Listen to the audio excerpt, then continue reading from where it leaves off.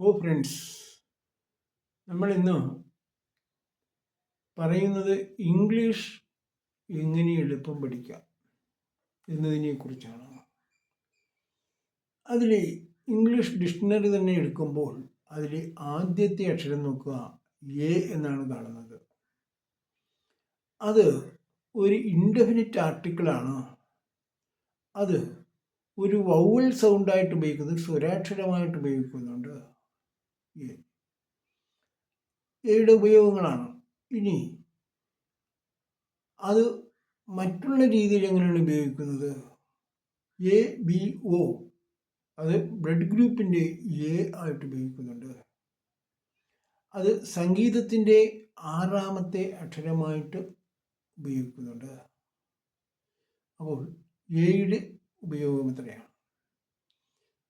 ഇനി നമുക്ക് ഇംഗ്ലീഷിനെ കുറിച്ച് നമ്മൾ പറഞ്ഞു.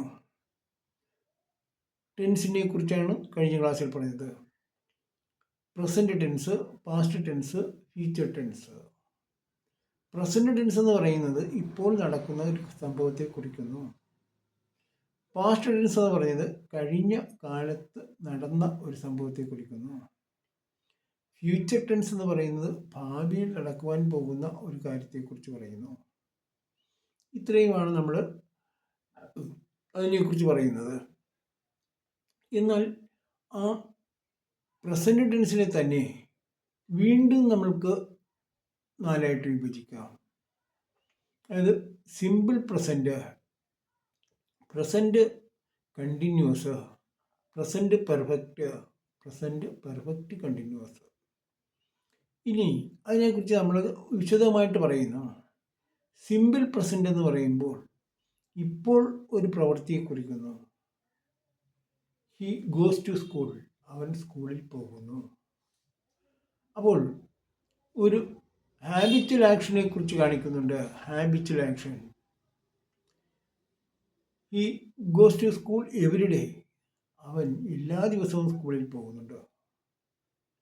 She drinks coffee every day, അവൾ എല്ലാ ദിവസവും ചായ കുടിക്കുന്നു, കോഫി കുടിക്കുന്നു. അതുപോലെ തന്നെ അതിന് രണ്ടാമതായിട്ട് ഒരു എക്സ്ക്ലമേറ്ററി മാർക്കോട് കൂടി ഒരു അത്ഭുതം, ഹിയർ ദ ബസ് കം, അത് ബസ് വന്നു. അത് നമുക്ക് മനസ്സിലാക്കുവാൻ സാധിക്കും. ഒരു അത്ഭുത വാക്കുമായിട്ട് ഉപയോഗിക്കുന്നുണ്ട്. അത് ഒരു യൂണിവേഴ്സൽ ട്രൂത്തായിട്ട് ഉപയോഗിക്കുന്നുണ്ട്. The sun rises in the east, സൂര്യൻ കിഴക്ക് ഉദിക്കുന്നു. അതൊരു യൂണിവേഴ്സൽ ട്രൂത്തായിട്ട് നമ്മൾ ഉപയോഗിക്കുന്നുണ്ട്. അപ്പോൾ ഇനി ഇത് കൂടാതെ കണ്ടത് എന്താണ്? ഒരു ഫ്യൂച്ചർ ഇവൻറ്റ്സ് ആയിട്ട് നമുക്ക് കാണിക്കാം. ഫ്യൂച്ചർ, ഭാവിയിലെ ഒരു വരാൻ പോകുന്ന കാര്യങ്ങളെക്കുറിച്ച് നമുക്ക് കാണിക്കാം. അപ്പോൾ ഇത്രയും കാര്യങ്ങൾ നമ്മൾ പറഞ്ഞു. ഇനി ഇംഗ്ലീഷിനെ കുറിച്ച് അത് എങ്ങനെയൊക്കെയാണ് നമ്മൾ ഉപയോഗിക്കേണ്ടത്? ഹി കംസ് അറ്റ് 10 o'clock, അവൻ 10 മണിക്ക് വരും. ഹി കംസ് അറ്റ് 10 o'clock, അത് നമുക്ക് പറയാം, ഒരു ഭാവി കാലത്തെക്കുറിച്ച് പറയുന്നതാണ്. ദെൻ അതിൻ്റെ നെഗറ്റീവ് നമുക്ക് എടുക്കാം. ഹി ഡസ് നോട്ട് കം, അതിൻ്റെ ക്വസ്റ്റ്യൻ ടാഗ് എടുക്കാം. അത് ഡസ് എടുക്കുക. ഡസ് എടുത്തു കഴിഞ്ഞാൽ ഹി കംസ് അറ്റ് 10 o'clock. അപ്പോൾ ഹി കംസ് അറ്റ് 10 o'clock, അവൻ 10 മണിക്ക് വരും തീർച്ചയായിട്ടും. അതൊരു ഫ്യൂച്ചറിനെ കാണിക്കുന്നതാണ്. അതിൽ തന്നെ നമുക്ക് നോക്കുന്നത് എന്താണ്? അതിൻ്റെ ടാഗ്, ക്വസ്റ്റ്യൻ ടാഗിനെ കുറിച്ച് നോക്കുക. കംസ് എന്ന് പറയുമ്പോൾ എന്താണ്? അത് വരുന്നു, അത് വെർബാണ്. ആ കംസിനെ നമുക്ക് 2 എടുക്കാം. ഡസ് എന്നും കം എന്നും പറയുന്നതാണ് കംസ്. അപ്പോൾ ഡസ് എന്ന് പറയുമ്പോഴത്തേക്ക് ഡു, ഡിഡ്, ഡസ് ചെയ്യുക എന്നൊക്കെയാണ് അർത്ഥം വരുന്നത്. ആ ഡസ് എടുക്കുക. ഡസിൻ്റെ കൂട്ടത്തിൽ അത് നോട്ട് ചേർക്കുക. എന്നിട്ട് അത് കഴിഞ്ഞിട്ട് സബ്ജക്റ്റ് എഴുതുക. Doesn't he. കാരണം എന്താണ്?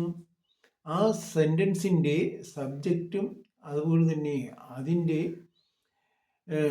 സബ്ജക്റ്റും വെർബ് ഓബ്ജക്റ്റ് ഈ കാര്യങ്ങൾ നമ്മൾ പറഞ്ഞു. ആ വെർബ് എന്ന് പറയുന്ന കാര്യത്തിൽ ഡസ് എന്നുള്ളതാണ് എടുക്കേണ്ടത്. ഡസിൻ്റെ ഹി, ഡസ് നമ്മൾ എടുത്തു, കംസിൽ നിന്നും ഡസ് എടുത്തു. അത് ഒരു നെഗറ്റീവ് സെൻറ്റൻസ് അല്ലാത്തത് കൊണ്ട്, ആ നെഗറ്റീവ് സെൻറ്റൻസ് അല്ലാത്തത് കൊണ്ട് ക്വസ്റ്റ്യൻ ടാഗ് നെഗറ്റീവായിട്ട് എഴുതണം. അപ്പോൾ ക്വസ്റ്റ്യൻ ടാഗ് നെഗറ്റീവായിട്ടെങ്കിൽ എന്തെടുക്കണം? ഡസ് കഴിഞ്ഞിട്ട് നോട്ട് ചേർക്കണം. ഡസിൻ്റെ he. I play the football. Play, ആ പ്ലേ എന്ന് പറയുമ്പോഴത് എന്താണ്? അതിനകത്ത് ഡു എന്നുള്ള പറയുന്ന ഒരു സഹായക്രിയ ഇരിപ്പുണ്ട്. ഡോണ്ട് ഐ അല്ലെങ്കിൽ ഡോണ്ട് മീ എന്നാണ് അതിനെക്കുറിച്ച് പറയുന്നത്. അതിൻ്റെ question tag don't he, don't me എന്ന് പറയുന്നു. He drinks coffee. അവൻ ചായ കുടിക്കുന്നു. അതിൻ്റെ ക്വസ്റ്റ്യൻ ടാഗായിട്ട് വരുമ്പോൾ എങ്ങനെ വരും? ഡസ് എടുക്കുക. ഡസ് ഡ്രിങ്ക് ആണ്, ഡ്രിങ്ക്സ് എന്ന് പറയുന്നത്. അപ്പോൾ ഡു, ഡസ്, ഡിഡ്. ആ ഡസ് എടുക്കുക, ഡസിൻ്റെ കൂട്ടത്തിൽ നോട്ട് ചേർക്കുക, എന്നിട്ട് സബ്ജക്റ്റ് എഴുതുക. അപ്പോൾ ഡസിൻ്റെ ഹി, ആ വെർബ് വേണ്ട, അതിൻ്റെ ക്വസ്റ്റ്യൻ ടാഗായി ഡസിൻ്റെ ഹി. ഇനി I play the football. Rama play the football. Rama place the football. Place, play എന്നുള്ള നമ്മൾ എടുത്തു, അത് ഡസ് പ്ലേ ആണ് പ്ലേസ് എന്ന് പറയുന്നത്. അപ്പോൾ ഡസിൻ്റെ ഹി, രാമ എന്ന് പറയുമ്പോൾ വെർബ് വരുമ്പോൾ ഡസിൻ്റെ രാമ എന്ന് വേണ്ട, ഡസിൻ്റെ ഹി. അപ്പോൾ ഡസിൻ്റെ ഹി എന്ന് ചേർത്താൽ മതി, രാമന് പകരം ഹി എന്ന് ചേർത്താൽ മതി.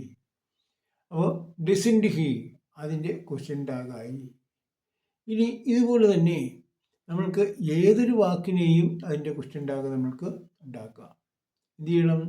ആ വെർബിൻ്റെ കൂട്ടത്തിൽ ആ സെൻറ്റൻസ് നെഗറ്റീവ് അല്ല എങ്കിൽ ആ വെർബിനെ നെഗറ്റീവ് ആക്കി എഴുതണം. എന്നിട്ട് സബ്ജക്റ്റ് കൂടി എഴുതി കഴിയുമ്പോഴെന്തായി?